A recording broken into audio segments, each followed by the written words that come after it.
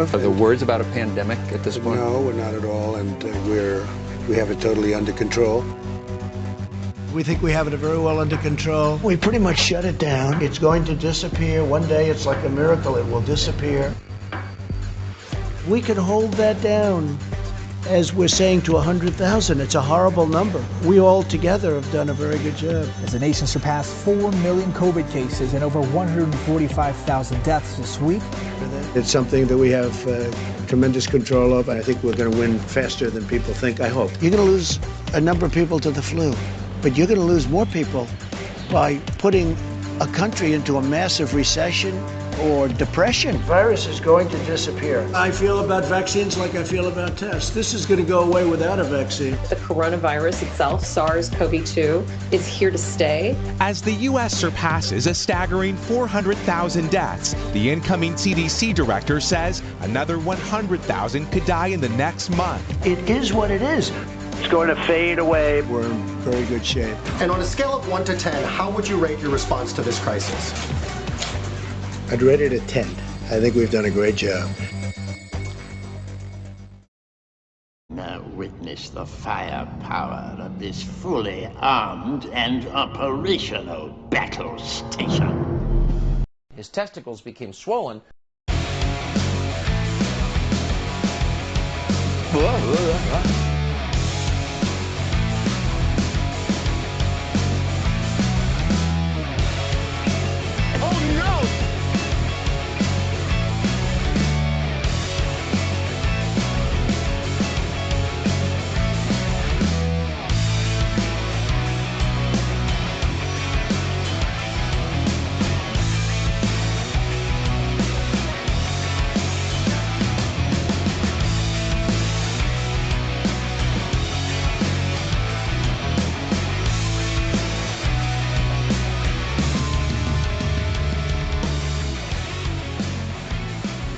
I like my meat tight. Hey everybody, welcome to the show. Around the nation. Waldorf Nation, Jeff Waldorf here with you today. So, we're going to have a big show. Always have a big show. Always have a big show. Let's do it. We have Goat Boy. Yes, for those of you who are as old as I am, and I am giving away my age, comedian Jim Brewer said some stuff. I'm talking about it. We got Ballsgate, or is it now? Okay, I floated this idea earlier, Deflategate. Why not repurpose it? Let's repurpose Deflategate to use as Ballsgate. I don't know. We'll talk about that and the response from Trinidad, which is interesting. We have Mike Lindell, the return of Mike Pillow for a Mike Pillow segment. That's always fun. We get Newsmax screaming at veterans. And then corporate Democrats just blocked a provision that could have went into the $3.5 trillion reconciliation package to allow the government to negotiate drug prices with Medicare. So I'm going to give you the details on that.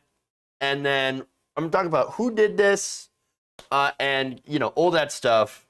So, like I said, big news day today. Please like and share the stream if you haven't already. You're not going to want to miss any of these stories because they're all fun, except for the last one. They're all fun, informative, and also we're going to be talking about swollen balls. Who doesn't like... Okay, never mind. Let me not ask that question. Terrible, terrible phrasing, sir. All right. That said, let's dive in.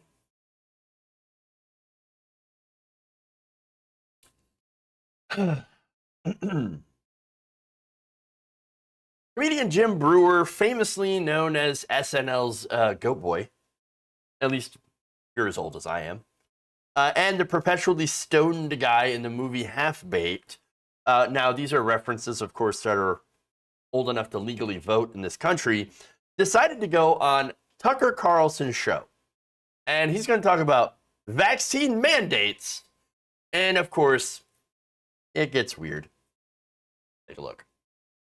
That's the last thing you should be doing is going, hey, you want to come see the, like feeding the seal the fish. Hey, you want to come see a concert? You want to here, catch the fit. Why would you do that? Why would you? I don't want any of my fans forced to come laugh, and they got to get a shot in them.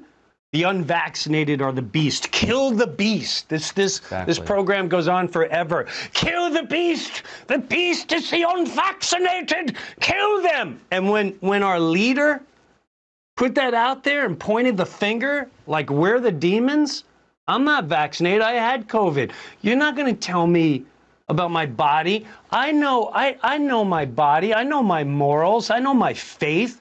You don't come telling me and threaten me and everyone else as if we're the demons. Wow. Oh, okay. Yeah. Now, look, I can see why his 5 remaining fans are very, very upset. Top tier comedy, everybody. Wow. Let me just say, time has not been very kind to this man. Yikes. Yikes. All right, so now he mentioned in his pretty unhinged screen here that, oh no, it's the new narrative. We got to kill the beast, the unvaccinated. No, you idiot. For one, okay, COVID-19 is actually doing a pretty good job of killing the unvaccinated, so I don't think they need any help there. But no, the point is that we're not trying to kill you. We're trying to save your life. We're trying to save people's lives by getting them vaccinated so that they don't go to the hospital and die. COVID-19. Again, the whole point, literally trying to not kill you. I mean, it's ridiculous. And besides, again, the problem is unvaccinated people. I'm sorry, but look, maybe that hurts your feelings. But facts don't care about your feelings. 97% of all hospitalizations are among the unvaccinated, as are 99% of all the deaths from COVID-19. Now, look, you can still get COVID-19 if you've had the vaccine. The Delta variant is actually much more transmissible than the original strain. Now, the best part about the vaccine, though, the reason why you should take it is that it prevents you from getting so sick that you end up in the hospital. And, by the way, it does so by effectively teaching your body how to fight it, by creating antibodies, okay? Without it, and by the way, it teaches you how to do it without you actually having to get the virus and get sick. And so, and by the way, you get sick, spread it to other people. And so the best cure here is prevention, and that's why vaccines are superior to natural immunity. So in this interview, of course, Brewer's like, I'm not vaccinated. I had COVID already. I know my body. Apparently you don't. Apparently you don't. Now look, talking about breakthrough infections, right? About 1 in 5,000 vaccinated people, according to a recent study, get a breakthrough infection of COVID-19. But as I mentioned, of course, only about 3% of vaccinated Americans have a serious enough case to actually be hospitalized for it. Mainly it tends to be among the elderly and immunocompromised. Not always, of course, but that is really just another reason for for healthy people to get their vaccinations. Okay, and furthermore, we can reduce the occurrences of breakthrough infections by increasing the amount of vaccinated people. It's called herd immunity. This is not hard. All right, fairly simple, fairly simple. But I have one more video here that I want to show you. Take a look.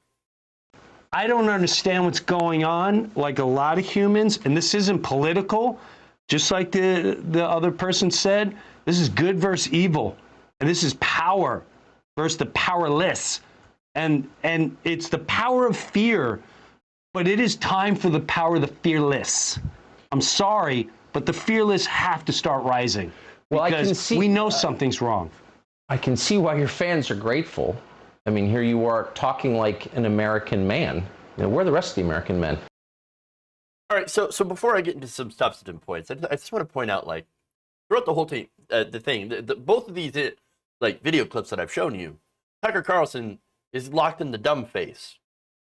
And that's just his natural face. I understand that. But while like this guy's going off and going, whoa, you know, all these weird things that he's doing and doing the weird, you know, barking seal noises and crazy stuff. And he's just like, oh, yeah, no, Tucker face. Okay, anyway, that said, I don't understand what's going on.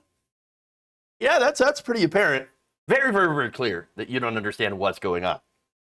Look, the whole thing is this should not have been political. None of this is political. The virus is not political. The science, by the way, is not politics. And the science, the evidence is in the vaccine is safe and effective. People are, vaccinated. People that are vaccinated against COVID-19 are not getting the virus as much as people who are not vaccinated and are not dying at the rate that the unvaccinated are and are not clogging up the hospitals as the way that the unvaccinated are. So those are facts. And I know that hurts your feelings, but facts are facts. And it doesn't really matter what you think about this. And besides, it's not fear. It's called being smart. It's called not being a dumbass. It's called being proactive about your own health. It's called giving a shit about your community. And so, and by the way, I love the irony here of Tucker Carlson talking about, why aren't the other men doing it? For one, men are in your traditionalist view, men are supposed to be the protectors, right? Well, what's more protective of your community, of your family, than going out and getting the vaccine that protects you and your family from a virus? What are you going to do? Are you going to punch the virus? You're going to get your AR-15 and shoot at the virus? No. The best defense is prevention through vaccination, as I keep having to repeat myself. But again, I also want to talk about Tucker's hypocrisy for a second, okay? So Tucker Carlson constantly puts out this anti-vax segments, sentiments. I'm just asking questions. He's doing that thing, right? I'm just asking questions.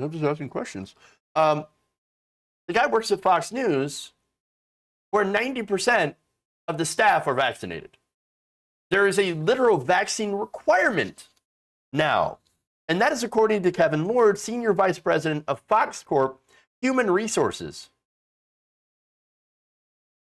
In a memo, he said, following our request for employees to upload their vaccination status in our secure system, we are pleased to share that more than 90% of our full-time employees reported that they are fully vaccinated.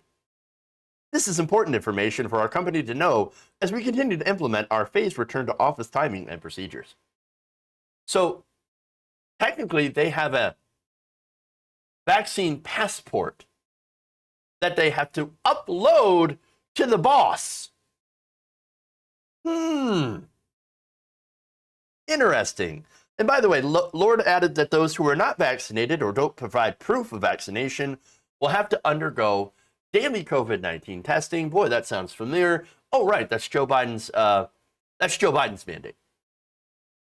Any employer of over 100 employees has to do either mandatory vaccination or there's the option of testing. So it's not technically mandatory vaccination at all. It's you can either get vaccinated or you can submit to daily COVID-19 tests. So now before you say, of course, Fox News is doing it because God King Biden decreed, because Biden hates freedom. For one, no. This is what actually happened back in August, where they said that they would be requiring staff to upload vaccination status. That was before the Biden administration even came out with their plan and put it into place. You know why, too? Well, it's because it's common sense. It's stupid to not have your employees vaccinated. I mean, think about it. You lose employees, or at least they lose time, right? You lose productivity, you lose money, people got to take time off, deal with COVID-19. They got to get isolated for at least 10 days. And, of course, the insurance. Yeah, the insurance. Do you know, and nobody talks about this. Very, very few people actually talk about the actual cost of care for a COVID-19 hospital stay. According to a recent study, this is from the Kaiser Family Foundation, it costs about an average of $20,000 for a stay as a result of COVID. And of course, the older you get, the more complications you have, the price will increase. sometimes hitting at least $50,000 for a COVID-19 stay, and that's if you survive. In total, however, according to this analysis, it cost $5.7 billion in preventable treatment costs for the unvaccinated. Just for the unvaccinated to treat them. KFF estimated that there was 287,000 total preventable COVID-19 hospitalizations between June and August, with 187,000 of those occurring in August alone. The analysis predicted that 98.6% of COVID-19 hospitalizations were among the unvaccinated. A couple more data points here. 84% of hospitalizations, primarily for COVID-19, were preventable, so that's what that number translates into. They were preventable with vaccines. The analysis also notes that a small portion of the COVID-19, of the cost of hospitalizations are generally paid out of pocket by the patients themselves, while the insurers, including public programs, so you got, Medicare, Medicaid, things like that, and programs, from the Biden administration and other, I believe the Trump administration might have put out something as well to help pay for treatments for COVID-19 hospitalization in one of the recent coronavirus stimulus bills that was passed. And a lot of that, of course, is public taxpayer money. That actually ends up covering most of the expenses, both that private and public coverage insurance. And so, So the cost to insurance alone is staggering, both, again, for private insurers and for the government. And so unvaccinated people, you're costing us money. Like you want to get mad when somebody gets food stamps, right? You want to get mad? All right, well, let's get mad every time an unvaccinated person goes in the hospital, and my money, my tax money's got to go and pay for your ass. How about that? Now, of course, I'm not going to get mad because I'm a human being and I should give a shit, right? And so I think, yes, of course we should save their lives. Even though they're stupid, we should still save their lives because I'm a humanitarian. But, the thing is, there were so many, unnecessary hospitalizations and deaths. All of these preventable deaths. And by the way, the analysis also notes that its ballpark figure is likely an understatement of the cost burden from preventable treatment of COVID-19 among unvaccinated adults. So, fuck you, Jim Brewer. All right? You're an unfunny hack. Okay? You're trying to cash in on bullshit, right-wing culture war nonsense. Because guess what? That's what the grift is now. That's where the grift is. What happened to these? What happened to these comedians, man? What's wrong with so many of them? You got Dave Rubin. This guy. I mean, is it just me that's noticing that all these people have gone right wing, or maybe I didn't notice all this time, and well, they've always been this way.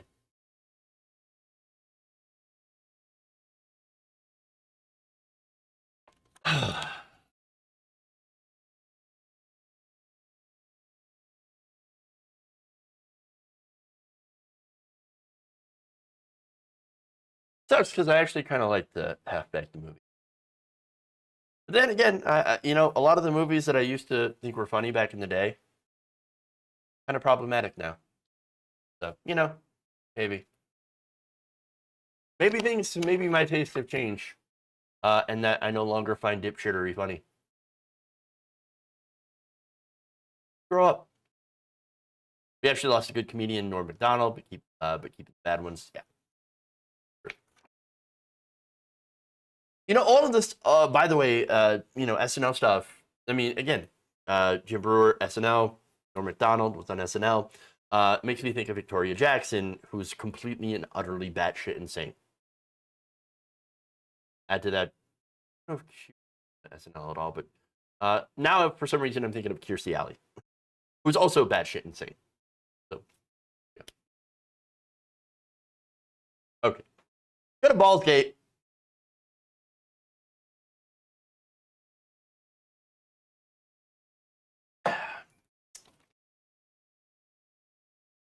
Baldur's Gate's fun.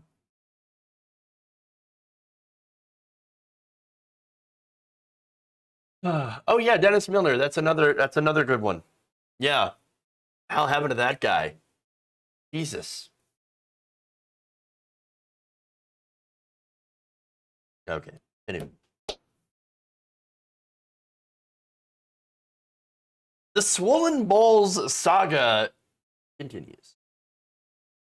Now, just days after rapper Nicki Minaj tweeted about her cousin's friend's swollen testicles, she has doubled down, tripled down, whatever, despite, of course, many experts and fans weighing in, and even the government of Trinidad coming in to correct her. So now, unfortunately, she has found a friend in Tucker Carlson about this, because, of course, now before I get to that, I just want to go to the response here. So it turns out Trinidad and Tobago's Ministry of Health responded directly to Nicki Minaj and put out this video here. This is Health Minister Dr. Terrence Dale Singh in a Wednesday press briefing. Take a look. One of the reasons we could not respond yesterday in real time to Ms. Minaj is that we had to check and make sure that what she was claiming was either true or false. And unfortunately, we wasted so much time yesterday running down this false claim. It is, as far as we know, at this point in time, there has been no such reported either side effect or adverse event. And what was sad about this is that it wasted our time yesterday trying to track down, because we take all these claims seriously, whether it's on social media or mainstream media. As we stand now, there is absolutely no reported such side effect or adverse event of testicular swelling in Trinidad, or I dare say, Dr. Hines, anywhere else. None that we know of anywhere else in the world. Now, the best thing about this is that this guy's pissed. Why? Because he's like, I gotta sit here and fucking waste time with this shit? Like, are you seriously? You got me running down looking for somebody with gigantic balls as a result of COVID-19? Like, what is wrong with you? Why are you doing this? Like, why is this the discourse? What? I mean, what is going on with people? And there, of course, the reason that this is important, this matters, because Nicki Minaj has a gigantic fan base. And so she is a quote-unquote influencer, right? And so, and look, I share in the anger, okay? To be fair, I think we've spent way too much time coddling dipshits with their ridiculous conspiracies, okay? And Dial Singh said the Minaj's tweet certainly did not help Trinidad and Tobago's vaccination campaign. Yeah, well, welcome to what's been happening in America with people like Tucker Carlson and right-wingers at Donald Trump, et cetera, et cetera. They're not helping at all. They haven't helped at all.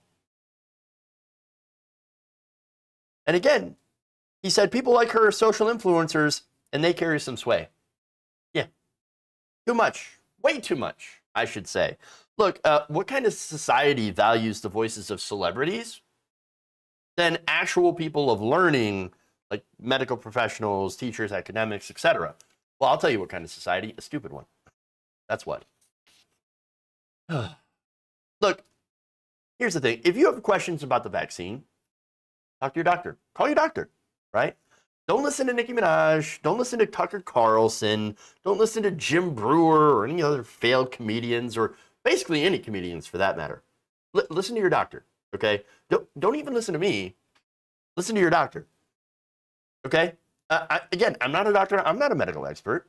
All I'm asking for you to do is to listen to them and to get the actual information, real information. It's all there, CDC website. It'll tell you everything you need to know, even the ingredients of the vaccine. And so that's it. You're not going to get factual information from a Facebook meme, okay? That's it. I mean, really. So back to Nicki Minaj. So her meltdown continued. She fired off some pretty weird replies to this, especially since she tweeted Tucker Carlson's defense of her. One of the responses was Hassan Piker, Hassanavi, who said, plainly, you know Tucker Carlson's a white nationalist, right? Yes, it is pretty well known, but here's her response to it.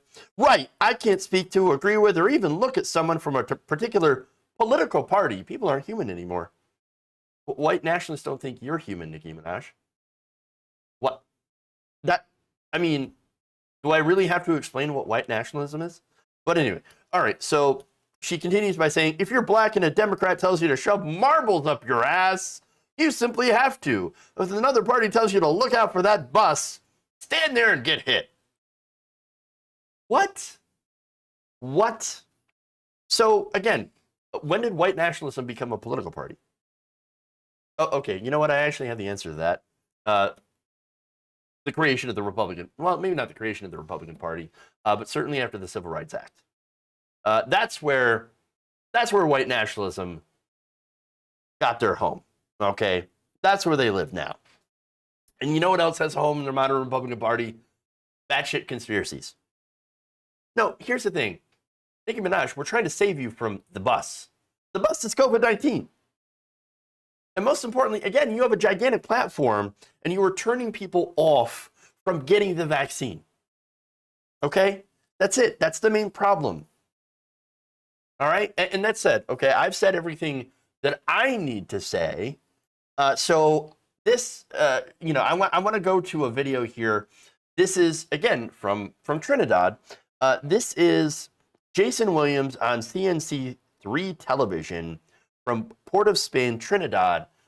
This is a fantastic video. You're going to love this. Look. She would have made some outlandish statements over the years, but this one takes the cake. This is almost like what you would hear by a parlor, where somebody will tell you, well, your cousin, friend, neighbor, say XYZ. I mean, come on, Nikki, you have 180 million followers. People listen to you, people follow your particular lead. You going on the social media space and talking about your cousin, friend, take the vaccine and get impotent. And all of a sudden, marriage call off and some kind of bacchanal story. I mean, it's irresponsible on all fronts. One, irresponsible based on the misinformation that is going out there regarding this vaccine. There was no verification of the story. And furthermore, even on a personal note, even if this is the case, to expose your cousin friend's flat tire in the public domain like that. If the man have a flat tire, okay, he will work on that. There's herbs and punch and certain things the man can eat and bring back our vibes. But don't come now and talk that kind of talk. The thing gets so hot. Jake Tapper on CNN yesterday at 4 o'clock talk about this with Dr. Fauci. Dr. Fauci is, of course, the U.S. That's their leading mind and specialist with this whole COVID-19 pushback and the fight against the COVID-19. And Dr. Fauci had to almost, like the man was blindsided. He had to answer. And he said he didn't hold nothing personal against Nikki. I mean, I don't think we should per se, but Nikki, better than that. I honestly expected better. And besides, obviously, that outlandish statement, and she always talks about Trinidad, and she's from Trinidad, she's yet to collaborate with somebody from here. But that's a talk for another program on another day. Roasted. I love it. Well done. Well done. Really all I can say. Also, I love the I love the explanation or the description of flat tire. Oh, you got a flat tire. You got a flat tire. But that's his business. And you know what? That's actually a really, really excellent point. Don't go talking about that with the weirdo friend of the friend or cousin's friend, family's neighbors, whatever. Yeah, not a really reliable source of information. The to believe in, to base your beliefs in. So yeah, well done. I loved it. All right, let's move on. Let's get away from COVID, and we will get to Mike Pillow.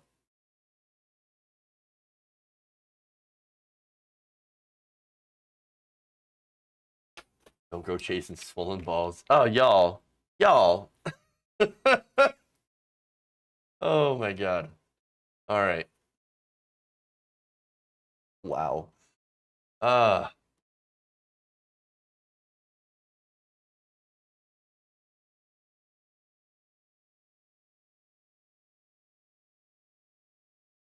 Mike Pillow is back in the news, which means it's time for another episode of Pillow Talk.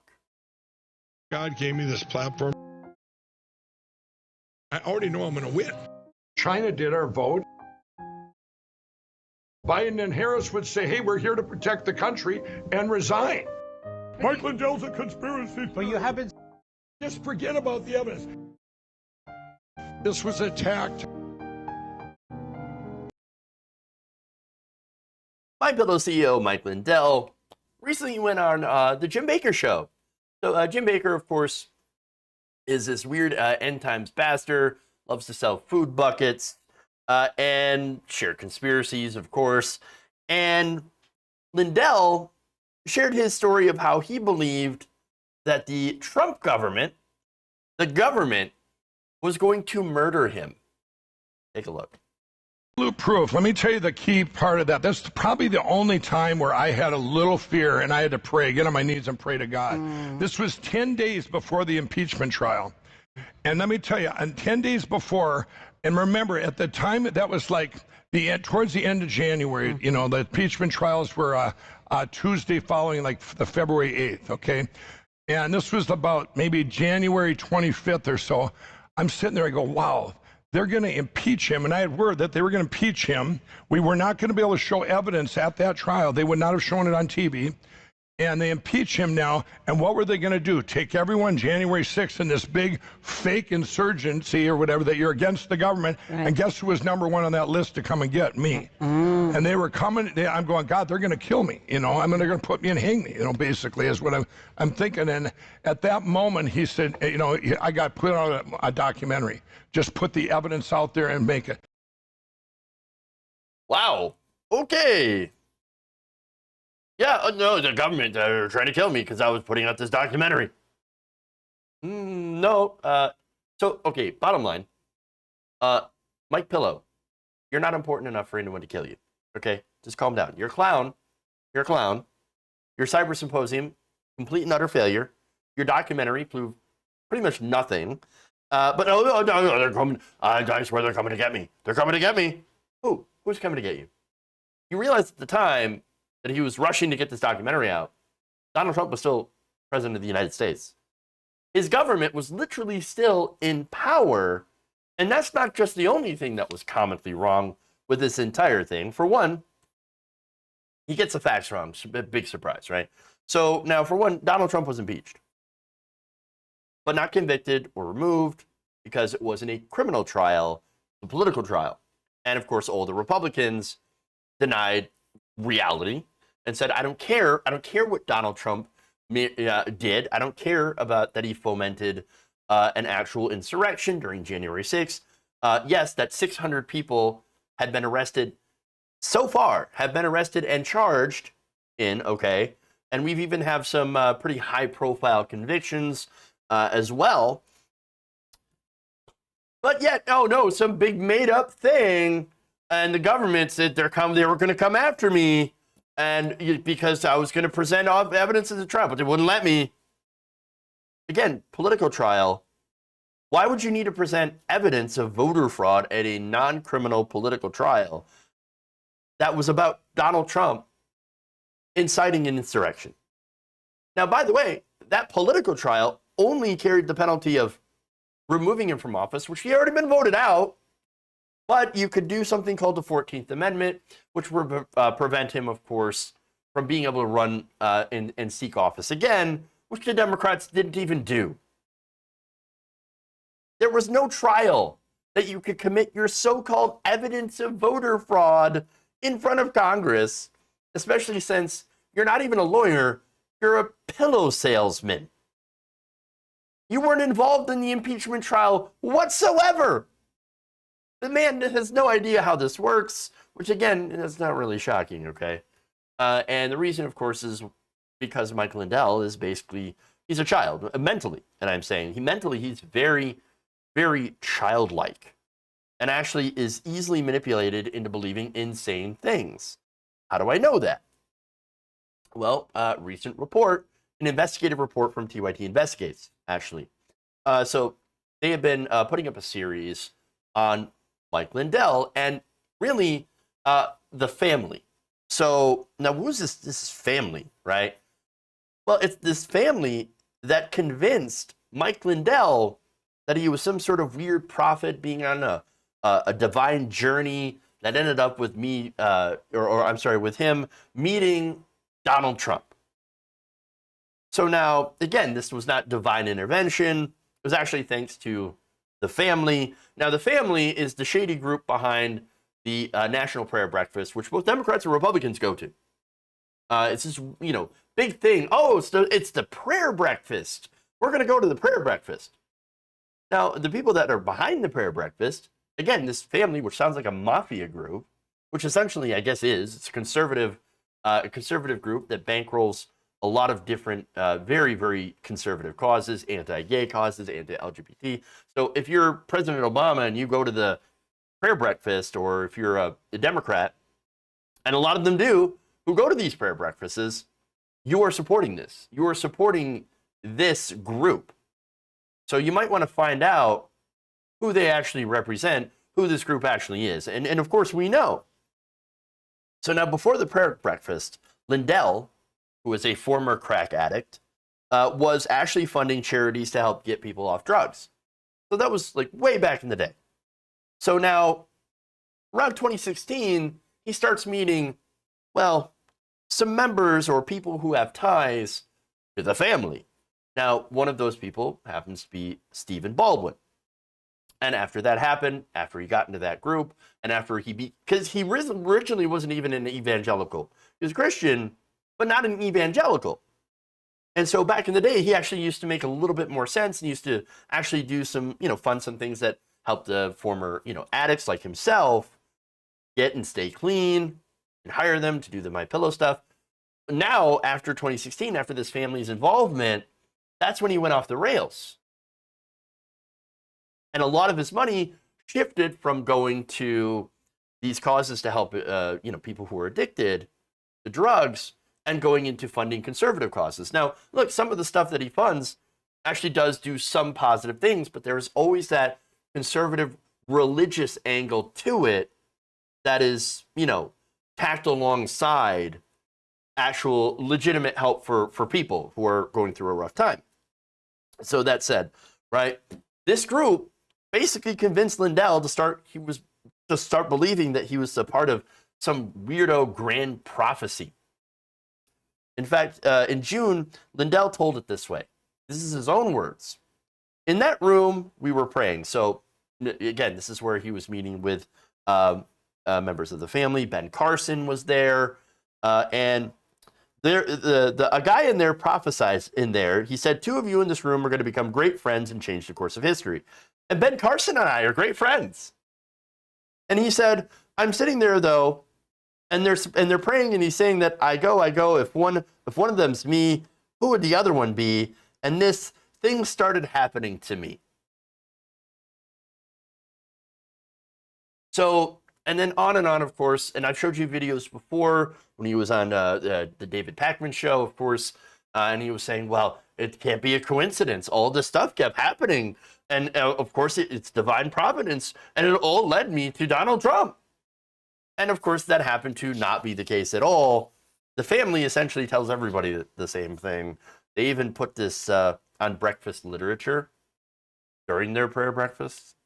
And so, but anyway, so that was when he was hanging out with Ben Carson. Well, Ben Carson was running for president back in 2016, and then he lost pretty badly. And when he dropped out, he told Donald Trump about Mike Lindell. And he said, look, this guy's got a lot of money and he believes all our bullshit. So you should probably meet up with him.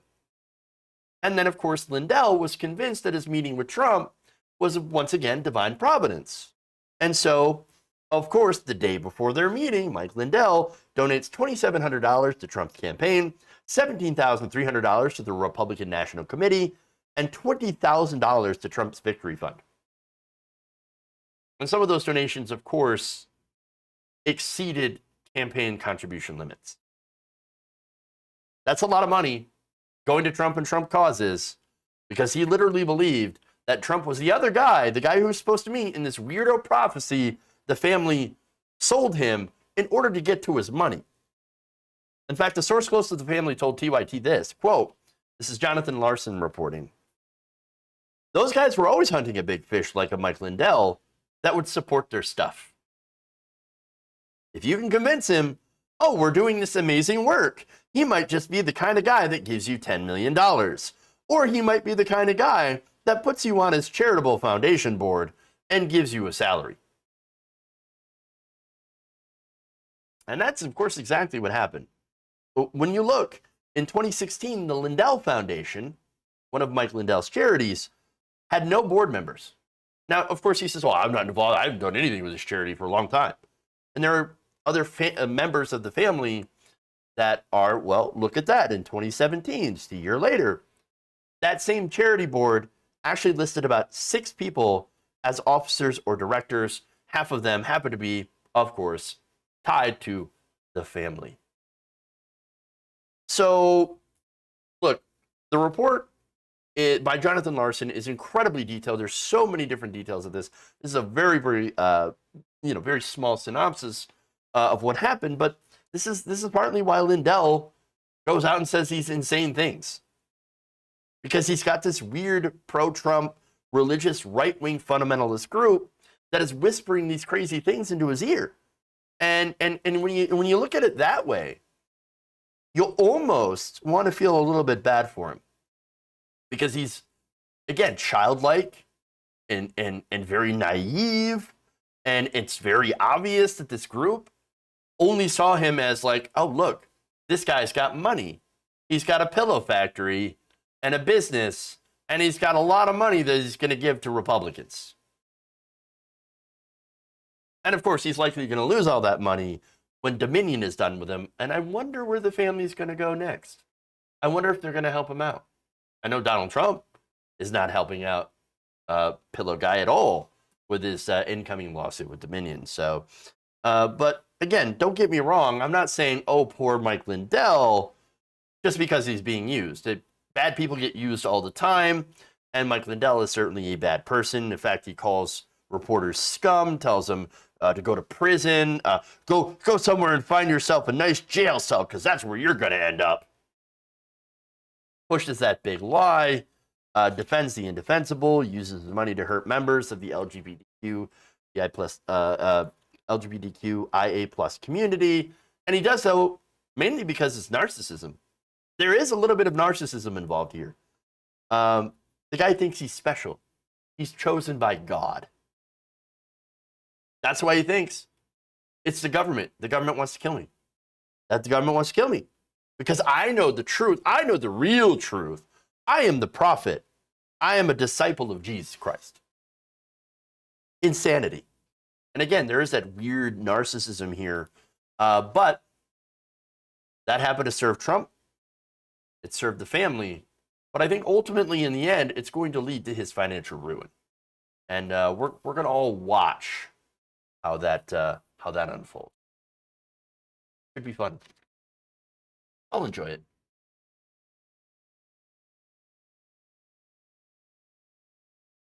Profit or profit? Well, I mean, it depends on who you ask. Yeah, it's what I was saying about Lindell. That he is a true believer. He is a true believer. And again, it's part of that narcissism, but also the true belief in Trump and all this weird stuff. Who's a failed comedian? Jim Brewer. Remember Goat Boy?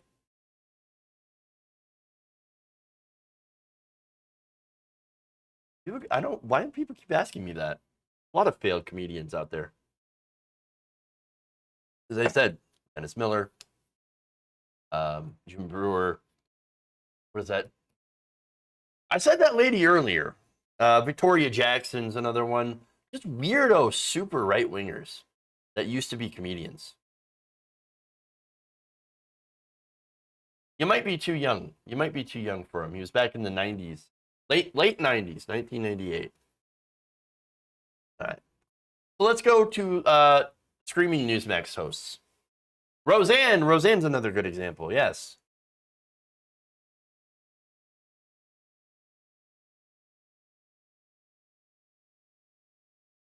No. Nicki Minaj's swollen balls dragon. That's not the right person. Actually, no, it's he was the perpetually high guy in Half Baked. The guy who was like, "You coming with me?" is I think it was the guy the guy that quit that restaurant. He's like, "Who's coming with me?" But first he was like, "Fuck you, fuck you, fuck you. You're cool." To the grandma, I'm out. Oh, anyway. I know. I remember that movie, and I don't know why.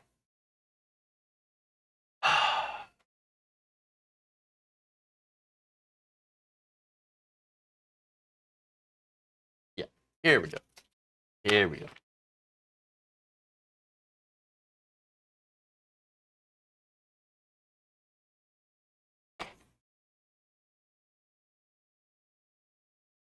It's been a long time since I watched that movie.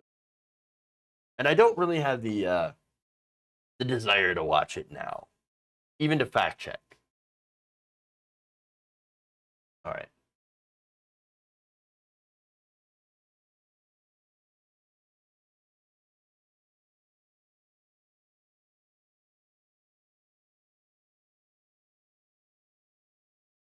A Newsmax host recently exploded at a veteran that's helping Americans and Afghans escape the Taliban. Watch.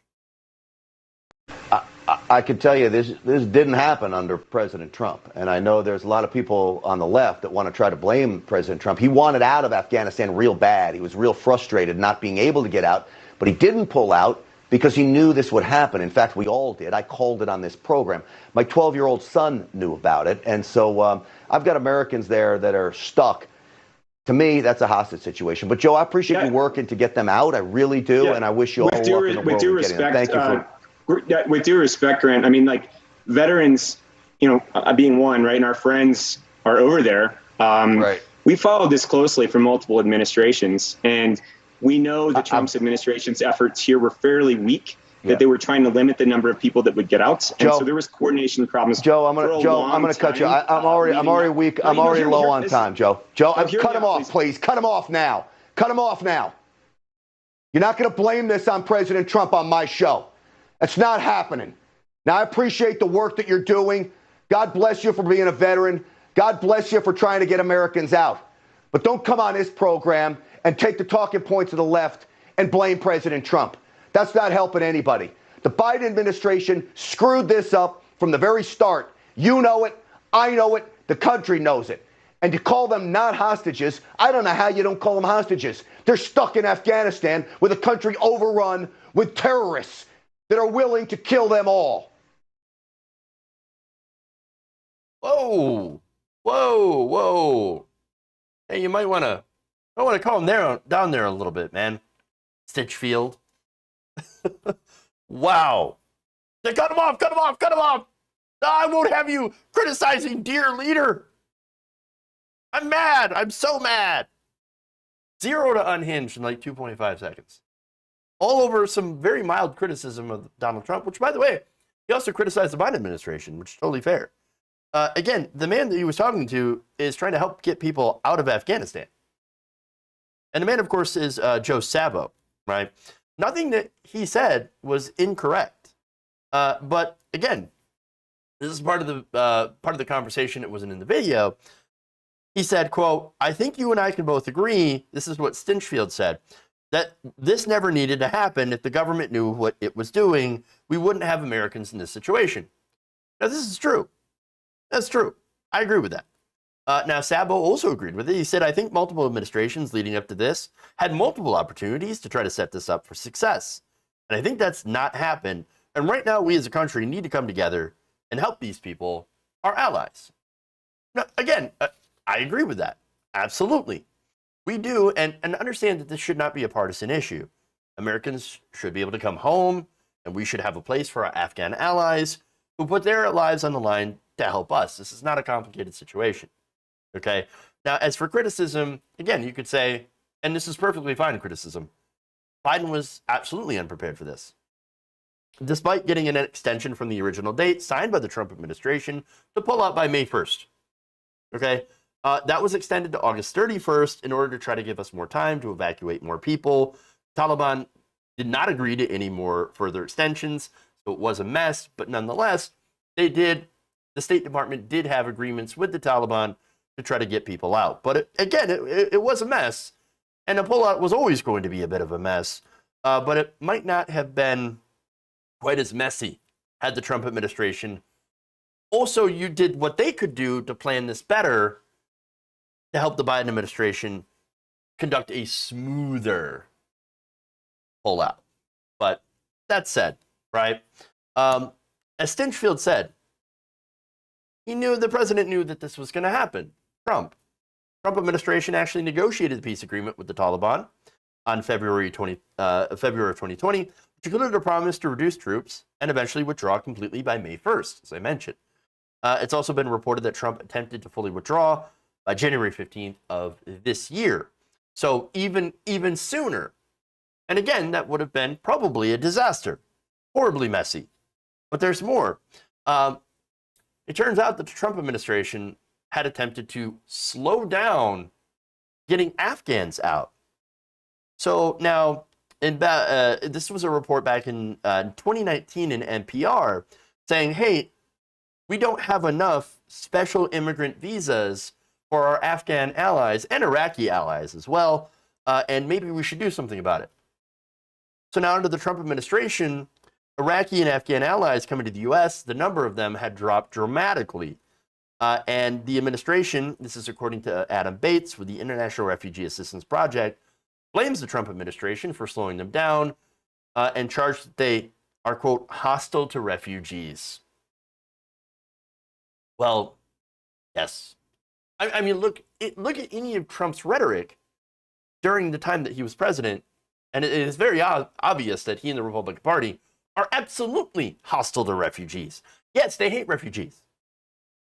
Even so, again, as a Republican, I mean, you can't look, okay, well, they do, but you can't say, look, those like the refugees that helped our troops, since we support the troops so much, well, we shouldn't let them into the country because they're dangerous. They literally put their lives in danger to help our soldiers there get the job done, or try to get their job done while they were there. Now, they shouldn't have been there in the first place, our soldiers, but that's the situation. That was the agreement. For their help, we were going to protect them and allow them to come to the United States. But we didn't. Bates said that in Iraq, there is a backlog of more than 100,000 people in the U.S. Refugee Admissions Program, Direct Access Program, and of course, in 2018, only 200 were cleared, down from nearly 10,000 in 2016. The number of Afghans getting visas had slowed down as well, down about 60% in recent years. Bates says more than 4,000 were cleared in fiscal year 2017, compared with about 1,650 in 2018. So it absolutely has slowed down. Now, he says also it would be impossible to say that these substantial drops are not part of some policy. These are people who put themselves at risk because they served with U.S. forces in Iraq and Afghanistan. More importantly, and I should say more recently, Olivia Troy, former advisor to Vice President Pence, said the Trump administration actively took steps to restrict refugee admissions and undermine the SIV program. She tweeted this: there were cabinet meetings about this during the Trump administration where Stephen Miller would peddle his racist hysteria about Iraq and Afghanistan. He and his enablers across government would undermine anyone who worked on solving the SIV issue by devastating the system at DHS and state. And this was a long Twitter thread. So now Trump and Stephen Miller, she also added, had watchdogs in place at DOJ, DHS, state and security agencies that made an already cumbersome SAV process even more challenging. So these are not left-wing talking points. These are facts. This is someone who was serving in this administration. And the fact that so many did not get out was not the fault of Joe Biden screwing it up from the very beginning. No, this, again, he inherited a plan to withdraw, which, by the way, was the right thing to do. The right thing to do was to withdraw from Afghanistan. And even the right thing would have been to not go to Afghanistan or Iraq at all. But we're too late for that, right? Again, Trump inherited that, the Afghanistan war. And by the way, it took a very long time to engineer an exit strategy to get out in the first place. And then, of course, Joe Biden simply inherited that, the Trump agreement, and honored it. Unlike, of course, what Trump did with the Iran deal. If you remember that. So, again, the pullout was pretty half-baked, but again, the right policy decision, but really, really bad execution.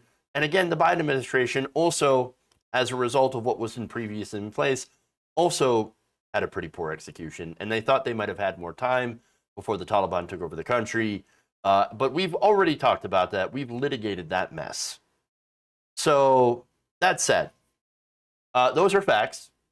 Stinchfield couldn't accept that factual information, not on his show. No. Can't do that.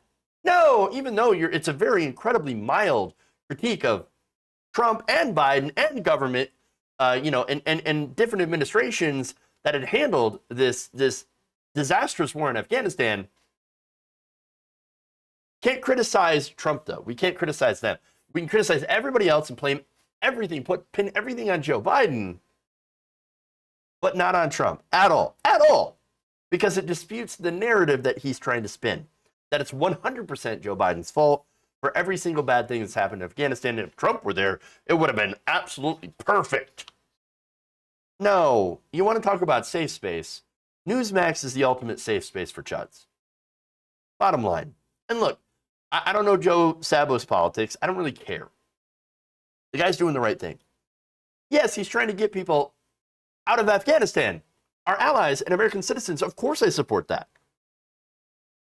And I also support the fact that he wasn't at all interested in playing Newsmax's bullshit partisan game, which obviously, as you saw, completely enraged Stinchfield, who was nothing more than an easily triggered baby and political hack.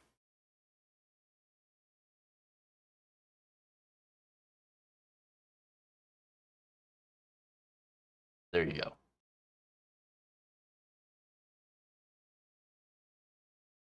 One more story.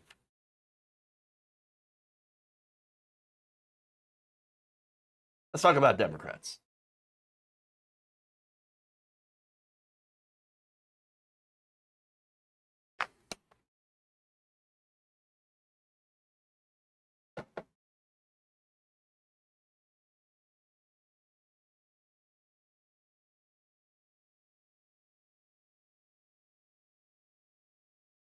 Bad news for those who were hoping that the $3.5 trillion reconciliation bill will address high prescription drug prices.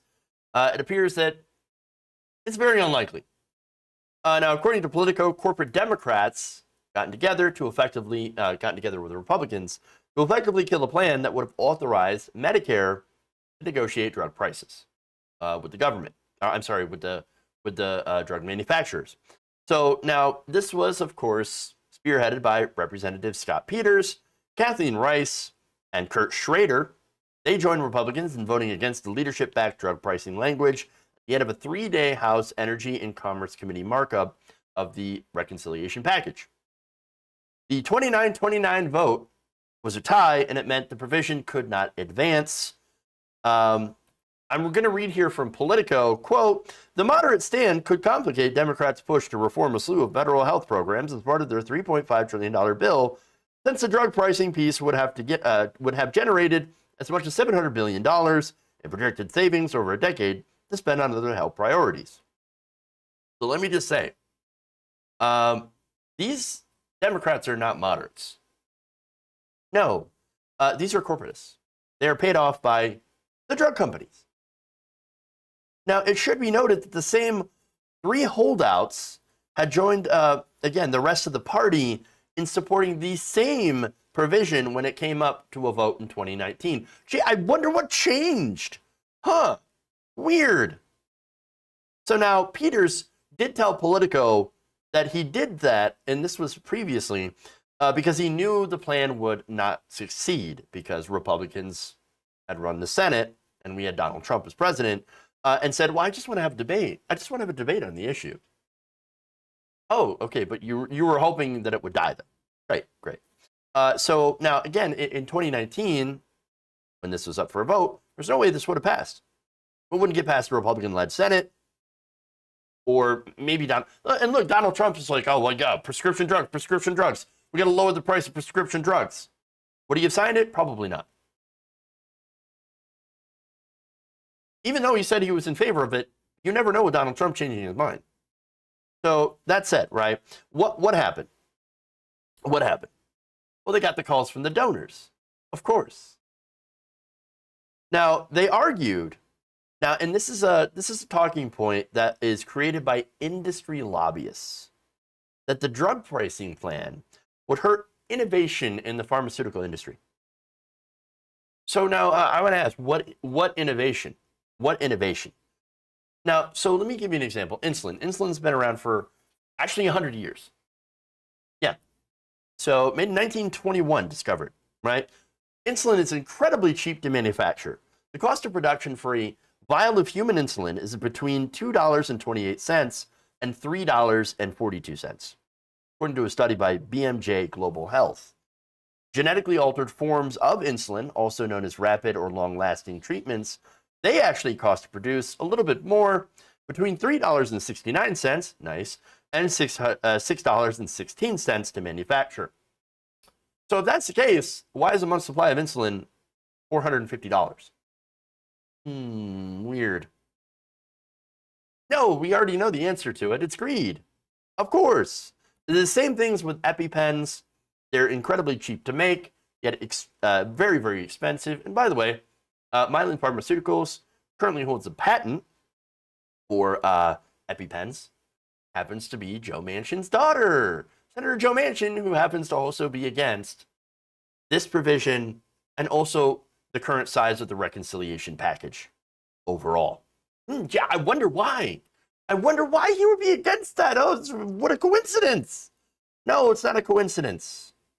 Look, and the thing is, okay, who would, you would ask who would try to stop the government from being able to bring down the cost of prescription drugs? Again, bringing down the cost is an incredibly popular position. Well, I know who, people who are paid.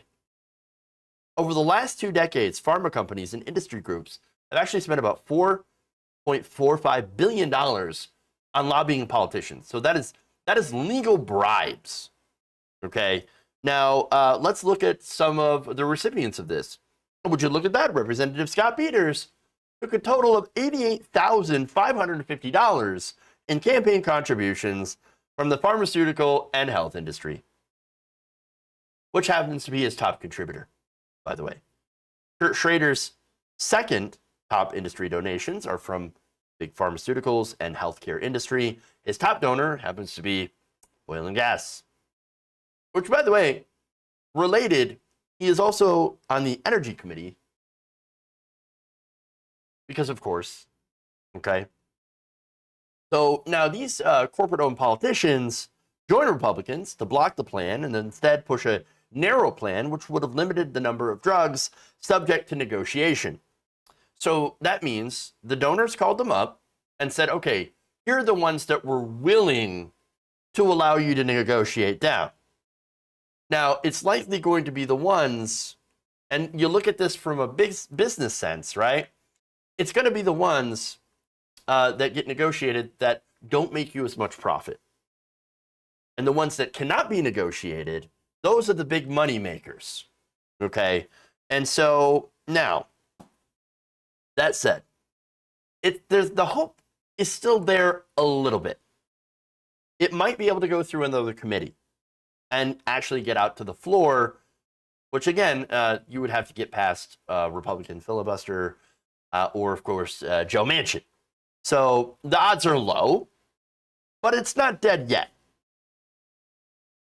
But the donors are really, really trying to make sure this very popular provision does not make it through.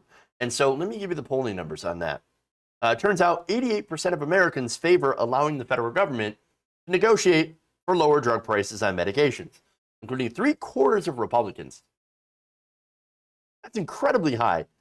9 in 10 or 89 independents and 96% of Democrats. The only time, by the way, that these numbers do go down is when pharmaceutical lobbyists and trade groups like pharma, for example, use a talking point that, oh no, this could mean less innovation and less access to drugs.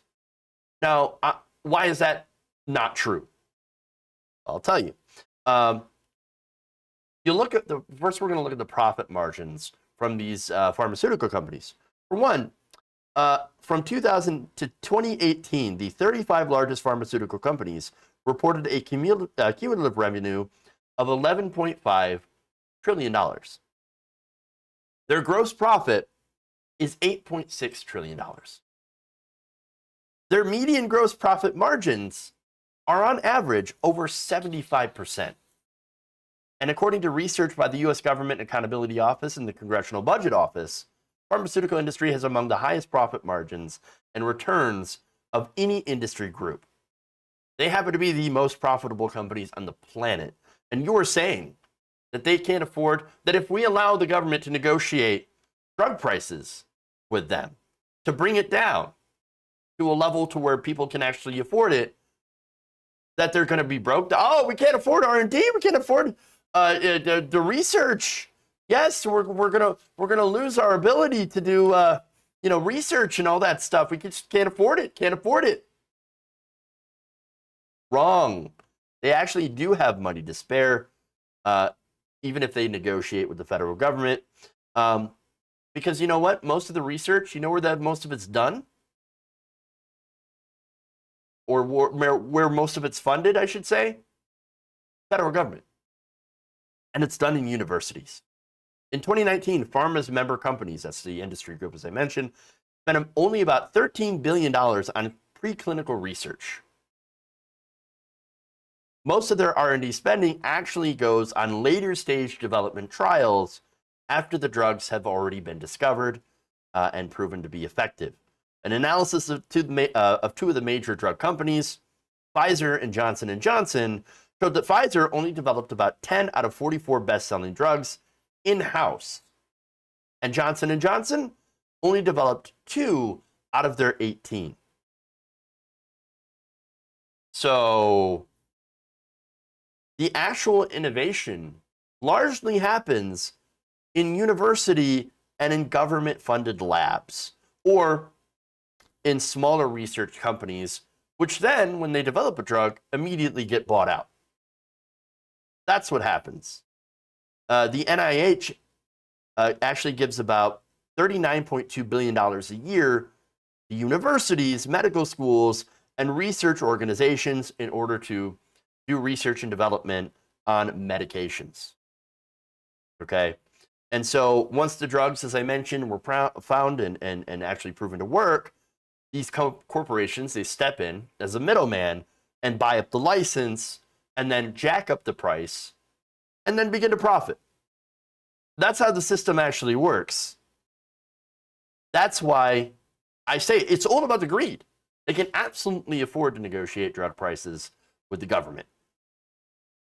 The reason that they're not is, again, they pay these lobbyists lots and lots of money and pay these politicians lots of money to make sure that you actually end up paying way more for your medication than you should, than anyone in any other country.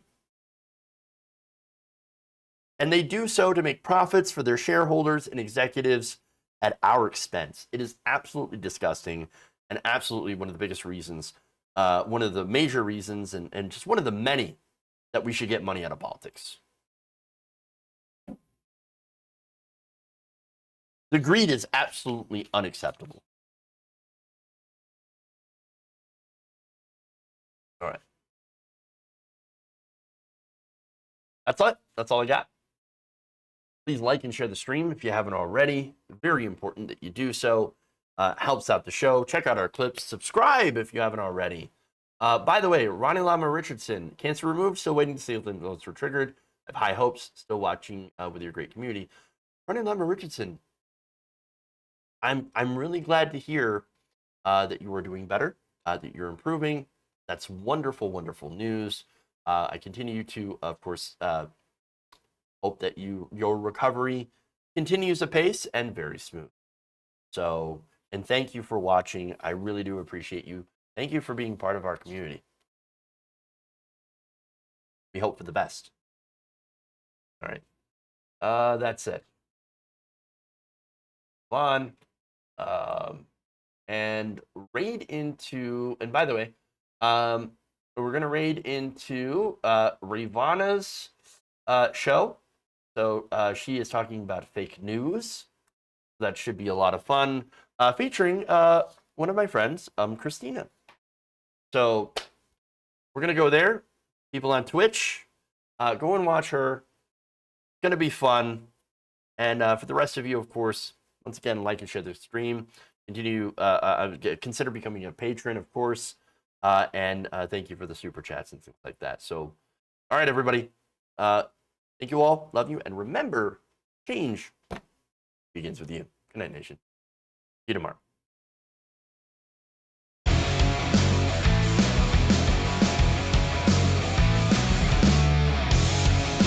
Stop with the questions. Celebrate.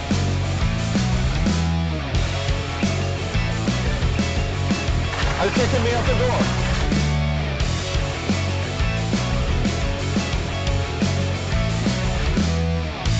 Please, what?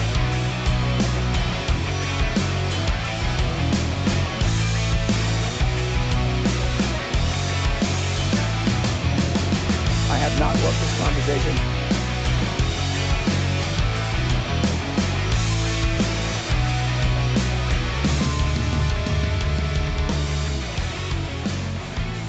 Are you kicking me out the door? You're kicking me out the door. Stop with the questions.